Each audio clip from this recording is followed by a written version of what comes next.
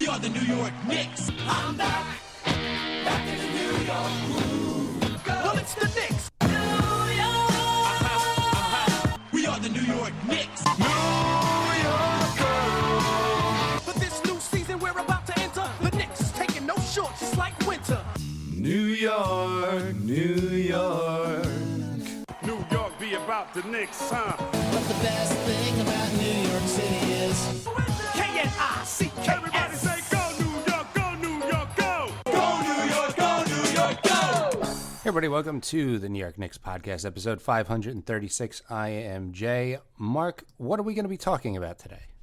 Yes, today is going to be a very positive show. We're going to try to do the most positive show you can do after a major player on your team gets injured and throws the season into chaos. Yes. You ready, Jay? I am ready. So, Mark's now trademarked, or my trademarked show previews.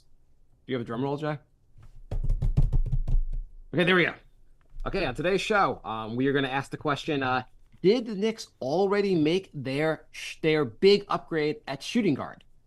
We're going to ask, could the Raptors be a top 3 team in the NBA if they trade RJ? Were the Jazz aware of just how much taller they are than the Knicks? Are the Randle haters regretting what they wished for? Will the Knicks take up Jay's offer to donate his elbow to OG? Just how shorthanded would the Knicks need to be for Tibbs to play Fournier? Did closing my eyes and clicking my heels 3 times bring back Taj? And does getting to the 3 seed feel precious? All that and more in today's show. That was beautiful. Yes. It is a weird world in Knicks land. Other shows do emergency episodes. We wait almost a week to do the show, but Randle is injured. Right now, it's general understanding is dislocated shoulder. The reports are it's a matter of weeks, not months. Like the question was whether he'd need surgery and be out for the season.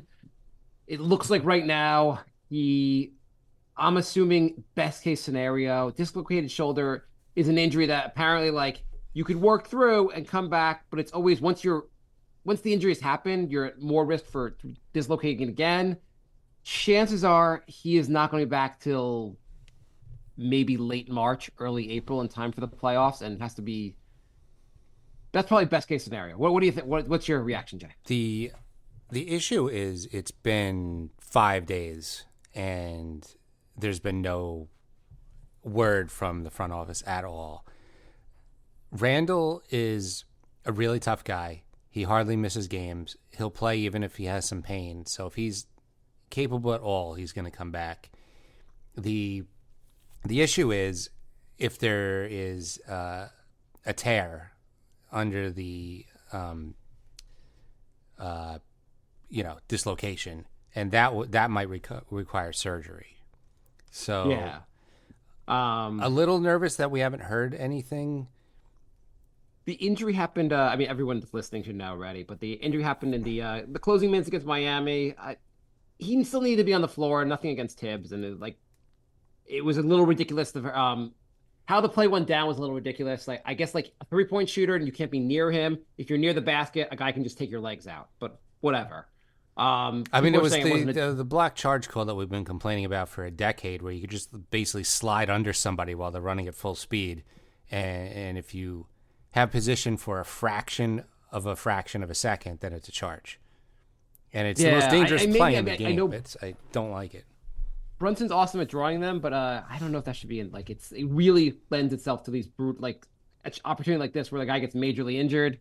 The NBA should kind of rethink this, or maybe if you're doing it, trying to draw a charge in a very dangerous way. It's just so weird that you can basically, if you breathe on a 3-point shooter, they're like, this might be a flagrant. We might have to kick you out of the league. But like right near the basket, you could try to murder someone. And they're like, it's totally fine. He was trying to draw a charge. It's fine. Yeah. So if there's no tissue damage, he could be out. Like Curry had the same thing, and he missed 11 games. And there wasn't an all-star break between that. So theoretically, if it's not bad, he can come back like March. Yeah. Beginning I of also I March. love we're all waiting for the result. Well, everyone was waiting, I guess, on Sunday for the MRI results. And someone on Twitter commented to like, well, I think it's probably hard to get an MRI on Sunday. And the immediate response was, this is for the Knicks, not for you. It's Yeah. if they can get one. Yeah, they can get one on call. It's Yeah, they have different healthcare system than you have, than all of us have. I have a feeling it's a little bit better. There was so I know you love baseball stories. I can't get enough of them. Yeah, then I know you love the Mets. Do you remember Ike Davis? No. Okay. He was a Met. He was a first round draft pick. He ended up fizzling out and not being very good, but there was some excitement around him initially. And so he's having a good start to the season. There's an infield pop fly. It's kind of a high pop fly. Him and the third baseman, David Wright, are both going for it.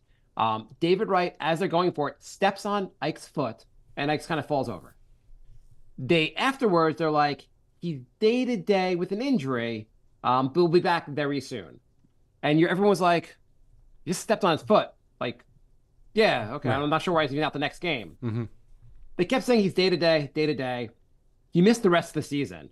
It was unbelievable. And I'm like, and this is a much worse injury, but I'm like, the Knicks are like, oh, he'll be back soon, he'll be back soon. I am very pessimistic, basically, but we'll see what happens. Yeah, I'm nervous. This is the difference between like a real playoff run and probably an early exit. Say what you want about playoff Randle. I really think he's going to show out this season in the playoffs. Yeah. This would be the year for. I mean, the team looks so goddamn good. The team is coming off a 14-2 January. The last time they did this, I think, was the 94-95 season. 93-94. This may be. Is it? Sorry. 93-94. Whatever. It was a long time ago, Jay. Thank you for correcting me, Jay. I would say it's the 30-year anniversary of the team that made it to the finals. Oh yeah, that was 90. Okay, fine. Whatever. Maybe. Anyway, is outside of his injury. Is there been a more fun? I guess the injury kind of put the black cloud on it. But has there been a more fun time to be a Knicks fan? I mean, it's since we've done the show. It's definitely not since we've done the show. It's a fun team. Everybody's likable. They're playing great basketball. They won 8 in a row, and 6 of those were blowouts, which is like crazy. The last 2 were without OG plus Randle and Mitch. So they're blowing teams out, like missing 3 starters, which is insane. Everything about it is, I mean, even like to think about the fun times we've had, like the Linsanity, that looked very unsustainable. The 54-win team, you're like, well, like this is fun, but there's lots of issues. Everyone's aging, definitely not sustainable. Last year in the playoffs, like the Cleveland series was awesome, but that's like one series. And obviously they haven't even been to the playoffs yet, but like the team just looks like fire. The team just looks awesome right now. Did it look like the Utah Jazz? And I know they were at the end of a long road trip.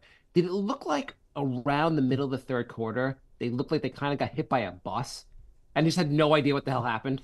Yeah, they halfway through the third quarter, they looked like they just gave up. They rallied a bit in the fourth quarter, but they looked completely demoralized in the third, which, remember, for about 10 straight years on this podcast, we had the third quarter of doom. And now during this streak, it's like the third quarter of a huge run. It's the third quarter of doom for the other team. Yeah, it's weird how it completely flipped after season of the Knicks just getting blown out in the third quarter. It was just crazy last night also because it's like they beat the Charlotte the night before, and Charlotte, I mean, they were missing Ball, and they're just not a very good team. They're just like, they're really bad. The Jazz actually had a really good January. They've been playing really good basketball, even though I think they lost the night before to the Nets. But like, just looking at the floor, you're like, this team is just flat out taller than the Knicks. There are so many tall guys, and you had it like when they go back to the coach would be like, just you're bigger than them. How are you losing this game? They were losing. How was the Josh rebounding Hart guarding battle. a 7-footer? I mean, yeah, they got out rebounded, which was crazy. They at one point, all 5 guys were taller than all 5 Knicks. It was huge heights. Like, you had Hart guarding Lowry, who's 7 feet tall. It was like, and he was still getting rebounds. It was crazy.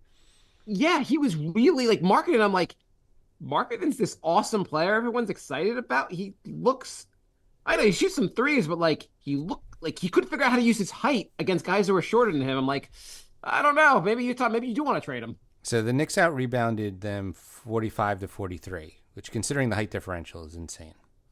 Yeah, I mean they have some good. It's a good rebounding team, and also so the there's been rumors about the Knicks being interested in Jordan Clarkson. And what did you think of Clarkson last night? I thought he looked like absolute garbage. And I hear people say, he's a 20-point per game scorer and you need that off the bench. And I looked, and 9 out of his 10 seasons, he shot well below league average. So he's just a high volume, inefficient shooter who's not that good on defense. So I don't think it's a good fit at all. No, I don't think. And he's also, the last few years have been like particularly like mediocre shooting. I think you want efficient shooting, not more inefficient shooting. I don't know how much that helps. He's a creator. The Knicks had a really inefficient shooting, mediocre defender, and were about a 500 team until they traded him and then went on this huge run. So I think we've been 14-2 since removing him from the team. Yeah. It is like they basically, like, watching that, they were like, they put Clarkson in a prison. They put him in a cell. He couldn't do anything. And I'm like, if the Knicks could do this, and someone responded to me, I made a comment about this. Someone responded on Twitter. They were like, well, he's going against a top 5 defense in the NBA.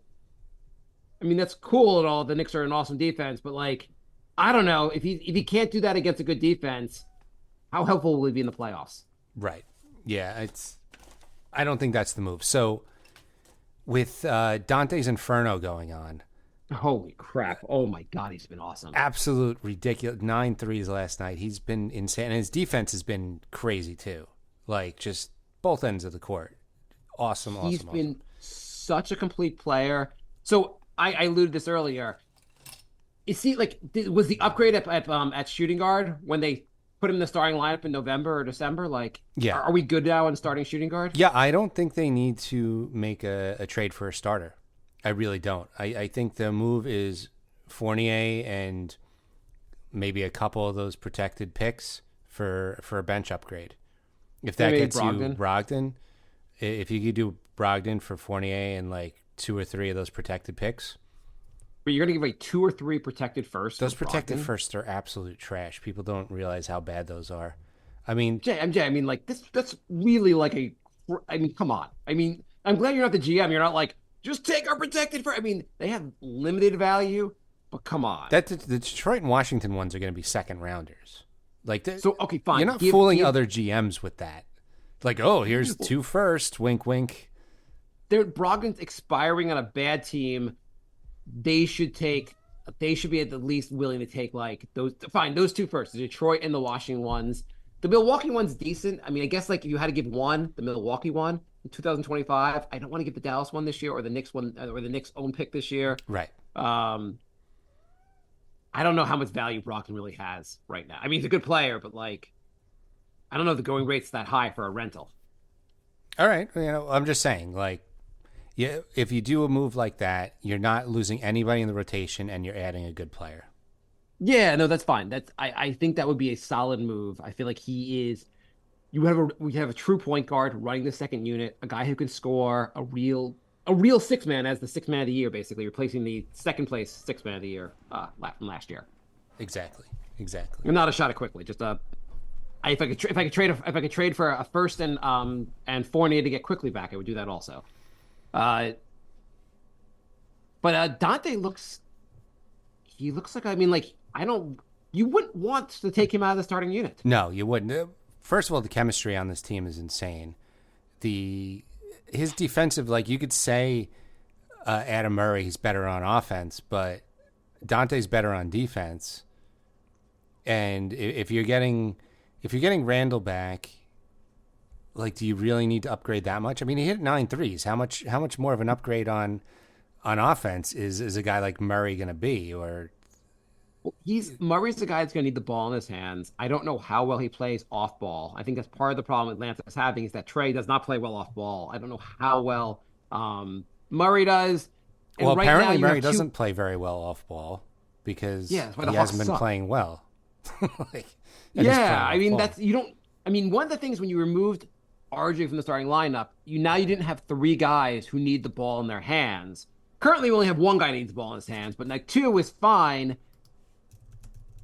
Donte being a guy that can nail threes, play really good defense, can do some can go to the basket, pass. Like he's like a really solid role player, who's looking the best he's ever looked in his career right now.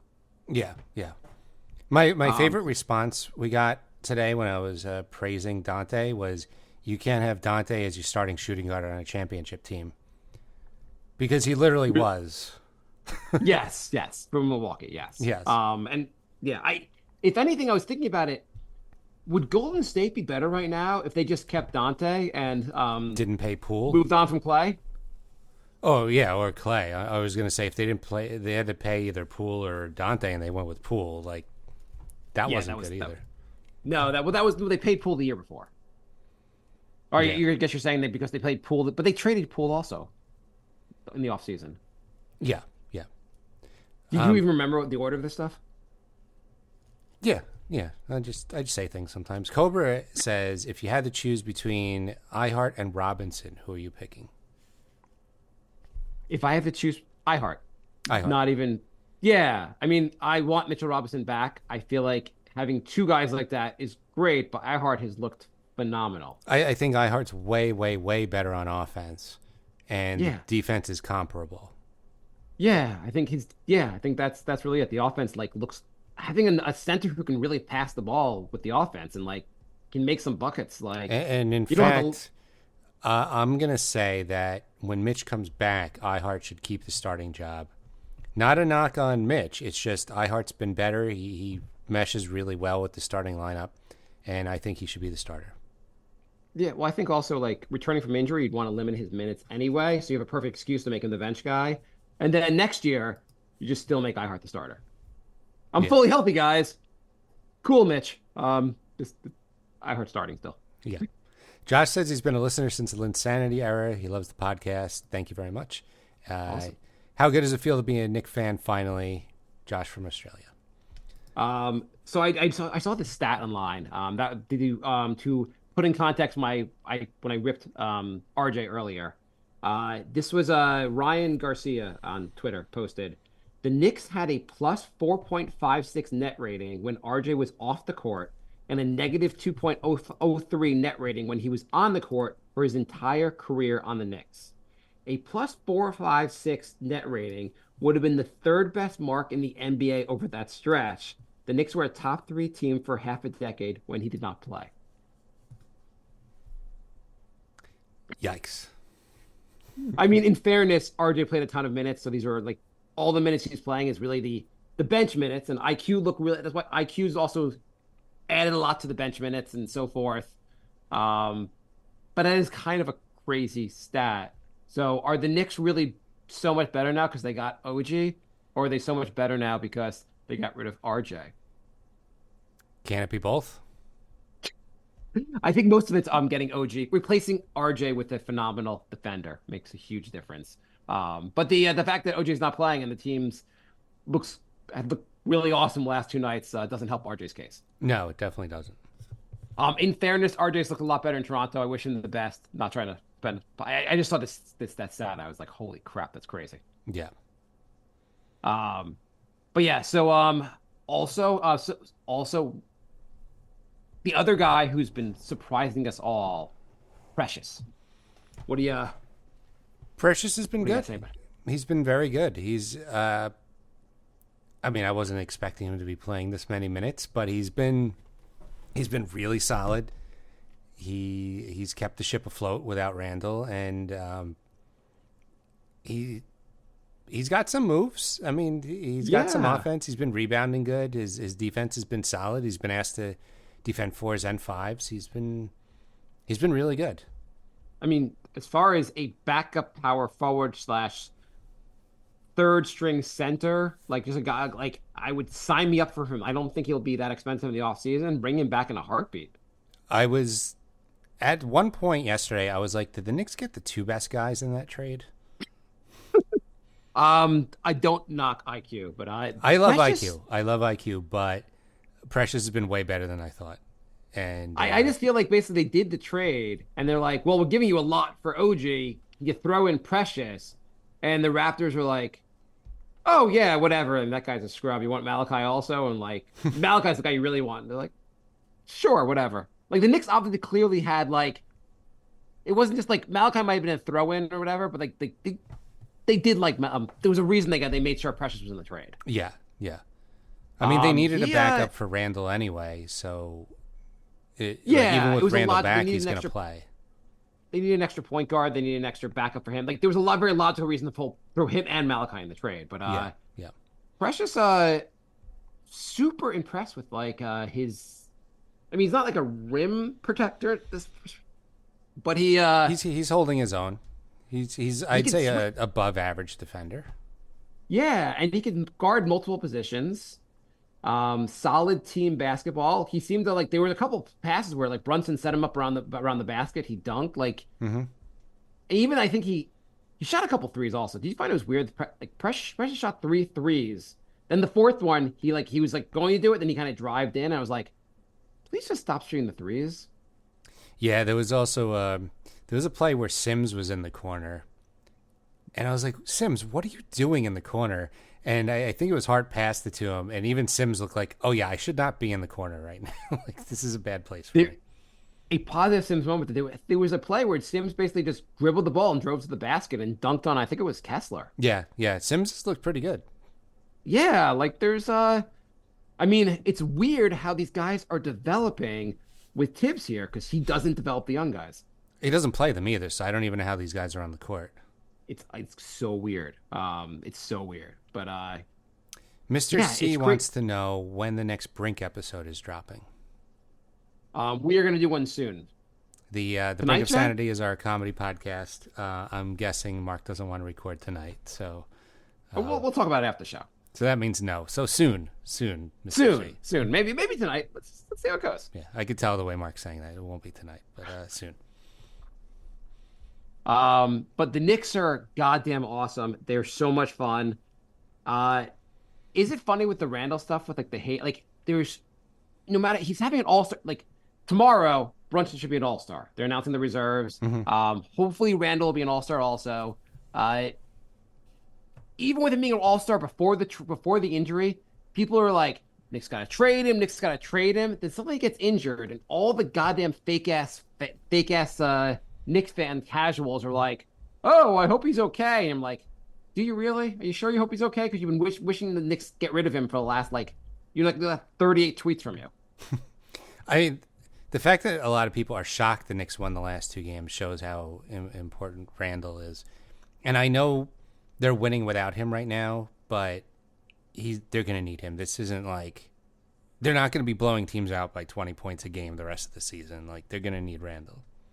It really is crazy the last 2 games how everyone played such great team basketball on both ends of the court. Everyone was so in on basically defending the other team. They got Indiana tomorrow night. OG better be back for Indiana because that's a tough. It's one thing to shut down these other teams. Indiana, potentially the best offense in the NBA. You might need at least OG there. So Grimes also hurt his knee yesterday. Yeah. The beginning of the game, Brunson gets run over. They don't call a foul, and he hits the back of his head. And I'm like, great, he's going to be in concussion protocol. And then Grimes hurts his knee. And I'm like, are we going to have anybody? We're turning into Memphis where they had 7 guys, and they actually had to sign some rando to have the minimum of 8 players to even play a game. And I was like, the Knicks are getting close to that at this point. I'm like, if Grimes is out, what do they do? And he came back later in the game. But I was like, would Tibbs actually play Fournier if he's out, or what would the? And then I'm like, I think Jacob Toppin's in the building. Would Jacob Toppin play over Fournier? And if that happens, does Fournier just leave the arena? Well, let's put it this way: at the end of the game yesterday, he put in a guy named Charlie Brown instead of Fournier, so Fournier is not playing. Well, I think Fournier's not coming in at the end of the games because he finds it like they're like Insulting. a little insulting. We talked about that. Yeah. I mean, by the way, is Ryan like Arcia Diodano? Like, obviously, they're the buddy from college who gets to be on the team. Mm-hmm. He was supposed to be like the best. Like in college, he was the best of all of them. Yes. Does not translate at all in the NBA. It's very weird. I don't know. I don't know how you could be better than Hart and Brunson and Bridges and Bridges in college, and then like he can't get a minute. Yeah, he played 30 Not a seconds minute. yesterday. Yeah, and it's not like you watch him like in the 3 minutes he gets. You're not like, oh, how is Tibbs not playing this guy? Like no one's even questioning it. It's just, and it's fine. It's just I thought he'd be better than. I'm fine with them having their buddy from college on the team also. Whatever. Yeah, I mean, you have Tenasis in Milwaukee. Like a lot of teams do it. It's Giannis announced that he basically has told the Bucks that they cannot trade. He cannot trade his Tenasis, brother. basically. In related news, 29 other teams have no interest in trading for him. So it's a nice thing that he did for a trade that no one wants. But Ryan's been doing his part. He's been counting out 10-second violations on the free throws. I mean, no, he got a couple called because he was yelling to the ref about it. Oh, okay. So he's impacting the game positively, even though he's not on the court. Yeah. So if Grimes went down, who gets his minutes? Does everyone just play 40 minutes? Like, does it increase everyone else's minutes? Who breaks in? Do you think it's Ryan? I don't think. Do you think it's Malachi Flynn? I think it's Do you think Malachi. it's Charlie Brown or Lucy? Yeah, I think it's Malachi. Yeah, it's got to be Malachi. Jacob Toppin apparently has been looking kind of awesome in Westchester. I wonder if he gets some minutes. Yeah, last So I game guess- he had 30 at the half. I think he ended up with 36 on pretty efficient shooting. Maybe give him a 10-day. Yeah, well, I think he's a two-way. So I think they can actually. They can put him Like in. he was because he's in the box score for yesterday. So I think he's actually like on the playable roster right now. Okay. Cobra wants to know what our thoughts on the Knicks' next 5 games are. They got a schedule coming up. I mean, it's crazy all the games they've won since like every show they kind of impress us. yeah. Okay, so coming up, Even those they 2 got- losses were like a fluke faraway rebound away from the Knicks potentially winning. right? I mean, one of them I happen to pay him too much money to go to, but like it's also those are the two, weren't those the 2 games they didn't have Brunson? One of them was. Oh, they lost one. They lost the Orlando game, right? Yeah. That was the one I was at. That was without Brunson, and the other one was the Dallas game. Where Kyrie just went supernova. Yeah, Kyrie went. Kyrie's. And even that was not- down to the very, very end. Yeah, and in fairness, Kyrie, like, there are some players you're just like, no matter how good your defense is, they can just go off and Yeah. whatever. That's what people are saying we need to trade, make a trade for, replace Donte with. But, like, first of all, most of those players aren't even available. And second of all, as we've seen in Milwaukee, an all offense, no defense type of guy doesn't necessarily make your team, like, great. Right. I think having a shooting guard who could just hit threes and play really good defense. I mean, a 3-and-D shooting guard, so to speak, is pretty helpful. Like, you need more guys that don't need the ball in their hands, basically. Dante's like a super 3-and-D because he's really good at both things. He's not just like usually 3-and-D. Like, yeah, he can do both, but he's like really good at both. Right. OG's really good at ball. OG's not quite as good a 3-point shooter as Dante. Dante's just been like, his 3-point shooting, he has like, I think he's like second or third in the NBA. Have you looked at the in 3-point shooting? Have you looked at the combination of Brunson and Dante's 3-point shooting? They're the new Splash Brothers. That you find why? I was gonna say that, Jay. You son of a bitch. You son of a bitch. Fine. I don't even want to talk about it now. Just fine. Fuck it. It's true though. They're both shooting over 40%. Jalen right now is shooting 2.8 threes over 6.6 a game at 42%, which is goddamn awesome. Donte is shooting. He's also shooting over 40%. He is shooting. Just to completely be unprepared, not to actually have that up because I didn't know you'd steal my thunder as I was talking. But he is shooting on also 6.6. Am I looking at the same one? Yeah. Wait. Are Donte and Brunson shooting the same amount of threes per game? I wouldn't be surprised. I mean, he's shooting 42%. Well, no, it's just weird because Donte is shooting 6.6 threes a game, which is a solid number. And Brunson is shooting 6.6 threes per game. That just seems like not that like six is, it's weird that they're shooting the exact same number. Yeah. 6.6, like just mathematically over the course of a season up to this point, they're both shooting 6.6 and they're starting shooting guards. And they're shooting what, 42%? They're both shooting about 42%. I think Brunson's slightly higher, or they're about the same. They're doing about the same. They're both shooting about 42% from three. Between the two of them, they are jacking up 13 threes a game and hitting them at about a 42% clip. So for context, Clay only did that 3 times his entire career. Yeah, I mean that's a good number. I mean Steph obviously shoots a lot more threes a game, and how many did Clay shoot a game? They shot probably a lot a game, more than 6.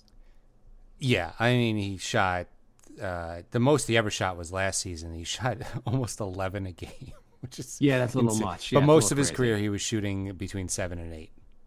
Yeah, I mean 6 threes a game, that is high volume. Obviously they're not the Splash Brothers, but like a decent facsimile. They are now, because Clay's not Clay anymore. Clay's not Clay anymore. Steph's a little older also. Not if I had to win one game, well, I guess you'd always just take Steph. I was gonna say, would you want Steph and Clay versus Brunson and DiVincenzo?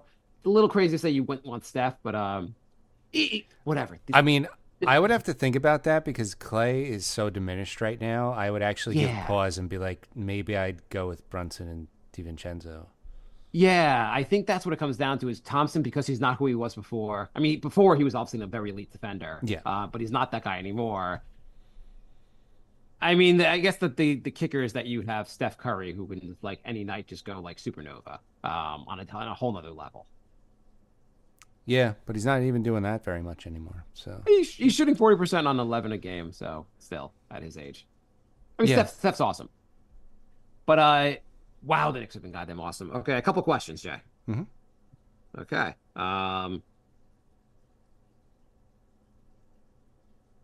Oscar writes, no matter the opponent, no matter how many of our players are out, we are blowing teams out by 20 points a night and night in and night out. What is the ceiling for this team, assuming no moves at the deadline? do I even want to risk jinxing it? That's all we do, Jay. That's all we do is let's just go for the jinx, Jay. If everyone comes back healthy, including Mitch, no moves at the deadline, I feel like probably can make it to the conference finals. With a outside chance of pulling off an upset. Yeah, I mean the team is looking awesome. Right now you're at the 3rd seed. If the season ended right now, who are we playing? I just want to say the Knicks have the tied for the 4th best point differential in the league, which is insane because they were almost a 500 team for the first 30 games. That Yes, just shows how the many Knicks- blowouts they've had over the last 15 games, that they're tops in the league. Right when the Knicks made the trade, the Knicks were like their defense was maybe like the 20th. They were having such high scores and like ridiculous games. And since they basically the best defense in the NBA since they did the trade, and they've now they're like 5th in defensive rating. They just like climbed the ladder, crazy, like a crazy amount. So if the playoffs started today, they'd play the Pacers. Which is a tough first round opponent. But the Knicks should win that. Yes. And then the second round, you'd play the Bucks probably. Yep. Winnable. Winnable, definitely winnable. I mean, there's hard opponents. And if you ended up you fell back to the 4th seed, you play I think the ideal opponent here would be Cleveland for the first round. Yeah, but if you play in the 4th seed, if you get the 4th seed, then you're playing Boston in the second round. I would rather go Indiana, Milwaukee than Cleveland, Boston. I think there's just, what it comes down to? You're going to have to win some really tough matchups no matter what. You are, but I would rather take Boston in the 3rd round when Porzingis is probably in a suit. Gonna what? When Porzingis is probably in a he's suit. wearing a suit. Yes, yeah, by the 3rd round, I mean, that's when you're going to want to play Boston. I mean, the thing is, if you get healthy for the playoffs, crazy stuff happens. I mean, last year Miami makes it to the finals in part because Giannis gets injured. Yeah. Like stuff happens. The Knicks are this good right now. Like, look how they looked this week. And they're probably going to be adding back OG, Randle, and Mitch by the playoffs, which is just insane. Okay, just to clarify, OG's game to game. He's not coming back by the playoffs. He should be back probably for the Pacer game. Okay, I'm just comparing the last two games to like. No, that's cool. You kind of lumped them together. If he's back when when Mitch and Randall get back, I'm like, those guys are like hopefully going to be back by the playoffs. You're like, and the guy who's OG, you're like, who's going to be back on Thursday probably. You're like lumping them together as if like. I don't think he's coming back Thursday. But anyway, do you have some inside info, Jay? Is OG dead? Did he die over the weekend? I think they're going to be very, very careful with his elbow. They're not going to rush him back and have him in for a game, out for a game. I think they're going to be very, very cautious with this. By the way, IHart was on a minutes restriction. Yeah. It was lifted, but he still played like just under 30 minutes last night. I assume Tibbs will do that going forward. And the comments, I guess, during the game, they said that IHart had said that it's feeling a lot better since he got the rest. Yeah, you don't want that. That's like a wear and tear injury, so you don't want that to keep flaring up. So keep him around 30 minutes. Sims and Precious have been doing fine. Who is the most jealous for not being here? How do you think like RJ and Emmanuel quickly feel watching this? And how does Mitch feel that he can't get on the court right now? Mitch is definitely the most pissed. Yeah. Because one, he wants to be there. Two, he's like, I might be losing my job. I mean, at least IQ and RJ are starting. It's a crappy team, but at least they're starting. But like Mitch is, supposedly Mitch and IHart talk after every game, and they're really close. So I don't think I also feel like chances are when he's back, the minutes will probably go back to more balancing out. 25-20. Like it'll. I'm sure that would make IHart happy if they just split the minutes right down the middle. I think they'd both be happy. I think that would be fine, and just whoever's hotter that night or so forth. Yeah.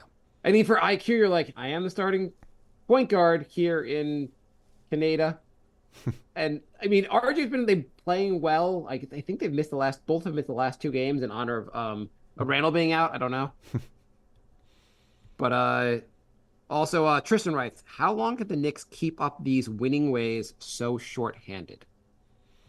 Somebody's going to have to come back soon. Hopefully, Grimes and OG are back next game. I still think it's winnable if they're shorthanded. Then they got the Lakers, right? Lakers on Saturday. Yeah, they got India. So the next 5 games is Indiana, Lakers, Memphis, Dallas, Indiana. What do you think of those 5 games? What's going to happen? Let's just say we're shorthanded for a couple more games. I think they could still get past Indiana. Lakers are kind of in disarray right now, and it looked like Anthony Davis got injured last game. Oh, okay. I missed that. Yeah, he hobbled off the court. So if he's out, the Lakers are definitely beatable. Memphis has all G Leaguers now. That like the entire team is injured. So then you got a tough game against Dallas. Yeah, I mean, the Memphis is the game they have to win. You think you'd split with Indiana? I mean, 3-2, I'd be thrilled with. I'm going to say 5-0. I'm going to say 4-1 just because they keep surprising. They really keep surprising. I'm going to assume the luck is going to run out tomorrow night because I don't know. I mean, I think the next Indiana game will be more likely to have OG back. Now that Jay has inside sources, apparently, that OG's elbow has been removed completely, and he has only one arm, but he'll still be an elite defender with one arm.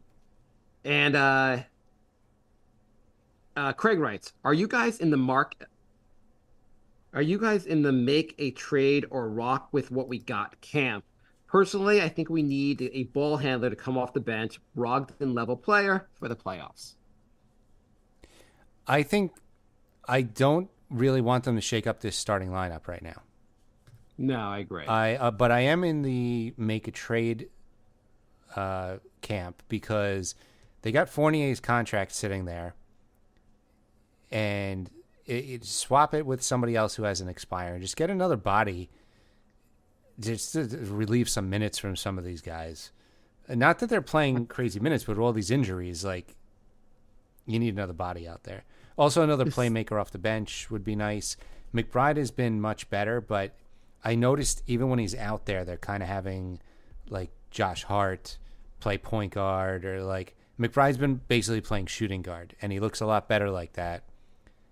So maybe they need, like, a point guard type player. Right.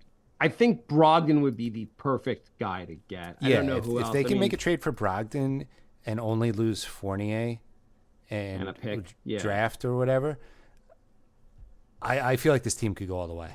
I know I haven't felt this way. I haven't felt this way since like 1999. Jay had just said something completely batshit insane. You just said the team could go all the way. We've never uttered those words on the show. This will be the first time ever in the show one of us has said this team could win a title. We are completely drunk on this 14-2 January. We've been doing this podcast since 2010, and we've never said that before. Never even pretended that was a possibility. No. Yeah, Jay, I think that's the end of our show today. I think I don't think you can top. I think this team could win a title. I feel that good about this team. I mean, a lot depends on Randle coming back. I mean, Mitch should be great. I think that'd be a bonus. I don't know if they have to get him back, but they got to get Randle back. Yeah. They need Randle. They need everybody needs to be healthy. That's, obviously my caveat, but I don't think the skeleton crew right now is going to be winning any championships. But if everybody comes back, I think they have an outside chance. Right. And I agree. If you get a guy like Brogdon, I don't know who else would be the target that would make as much sense. I think that should be the only target. Trade deadline is in 8 days, so we'll find out soon if that's what happens. Yeah. So there's also a rumor that the Lakers might try to trade for Murray, though the guy in the trade for the Lakers would have been D'Angelo Russell. D'Angelo Russell, who's been playing out of his mind. So, and the theory was that the Knicks were going to try to get Russell as part of that trade. But it sounds like the Lakers might not even trade Russell, because what's the point of trading him for a guy who's going to only be slightly better than Russell? If, yeah. It's weird that they're even considering trading Russell, considering like he's been one of the better players on their team, but that's the Lakers for you. Well, I think they started considering trading him, and then he's like, okay, fine, I'll play better. And he's been like much better ever since ever since the rumors came out. He's been playing so much better that you're like, well, this might not be like, try something else, basically. I don't know who else would be a logical target. I don't think Bogdanovich on Detroit makes sense. He's a great shooter, terrible defender. Not sure how he fits in with his team, especially with the emergence of Precious. Like, we got another big, and not that Precious shoots threes, but like you have another big guy basically. And Brogdon, I don't know what Brogdon necessarily adds. Not Brogdon, Bogdanovich. I don't know if he adds enough basically with just his 3-point shooting. Right. And I feel like it's finally they built a team around Tibbs. They're like, Tibbs is like, I want guys who can play both sides of the court. I want guys who can shoot. Like, they built a team for Tibbs, and it's going pretty well. Yeah. Last update to the show tomorrow. As we mentioned, that Brunson and Randle should be all-stars. And most important, maybe the most important thing, Jay, and the reason Jay thinks the Knicks can win the title is Taj Gibson's back. Yep. I've been holding out on that one. That was the secret sauce to the championship. It's good to basically Game 7, Taj Gibson, who's going to dunk the ball and bring a title back. That's how it ends, with a Taj Gibson dunk. Wouldn't it be funny if they were up by 20 in like a Game 7 and they just brought Taj out to do the final dunk? Yeah. That's what I'm imagining. I mean, he better not be in crunch time. So it's like if the Knicks are up like 30 and So we're nyknickspodcast@gmail.com if you want to email us, nyknickspodcast on everything. Patreon, Twitter, Instagram, and Facebook. But by the way, the Knicks could be up by 40 points in the game 4 or 5, whatever, in the closing game of the championship series. and they'd be like, "Okay, you're gonna bring this like the Tibbs. You're gonna bring." You're like, "Are you kidding me? You guys are playing till the final second. Nothing can go wrong here." I mean, people were getting on Tibbs for the Utah game. Utah was still playing Sexton and a couple other starters. Like, usually the losing team throws in the towel first, and they just weren't. So Tibbs was like, well, I'm not going to either then. You mean the Utah game, it seemed like by the fourth quarter, both teams were kind of jogging and not really like, the game was kind of like, it was Utah, not an intense fourth quarter. No, but Utah was definitely like still trying to win that. I guess. I don't know. I mean, not that they had to take everyone. I kind of was watching that being like, does iHeart need to be out there right now? Like, can you bring in Sims? Just like, the game's been over for like 10 minutes already. Could you please just bring in Sims? And speaking of emails, Jorge writes, "Hey guys, I'm just happy the Knicks are back to being a top-seeded team. I started listening to you guys after the Bargs trade, and I was looking for somebody to talk me into him. It's been a long journey since then. We're finally contenders." Oh, Thank man. you, Jorge. Jorge's definitely been a long-time writer to the show. Appreciate that. And we definitely did not talk you into Bargs when that trade happened. So I'm glad you stuck with us because we were definitely not high on that trade. Okay. I think we on Jay saying the Knicks could win the title this year. I think we're ending the show on that. And there's no way Jay has jinxed us. If we don't win the title, you guys should find Jay's address and like just make him pay for jinxing us. So thank you for listening, everybody. We will be back next week, and then maybe twice next week if we have to do an emergency post-trade deadline episode. We shall see. Yeah. I can talk Knicks every day, Jay. Like, this is just a fun team. But yeah, so you can join us live, youtube.com @nyknicks podcast, or twitch.tv/crumpledbacon. That's crumpled with a P. So you want to go right into Brink? Take a 2-minute break and then go into Brink? You actually want to do Brink? Let's do it. I've been saying we're not going to do it. We'll do it right after this. All right. So Brink of Sanity is our comedy podcast. We're gonna start that up in a few minutes. So if you wanna hang around, we'll be doing that. If not, we'll see you guys next week. Bye,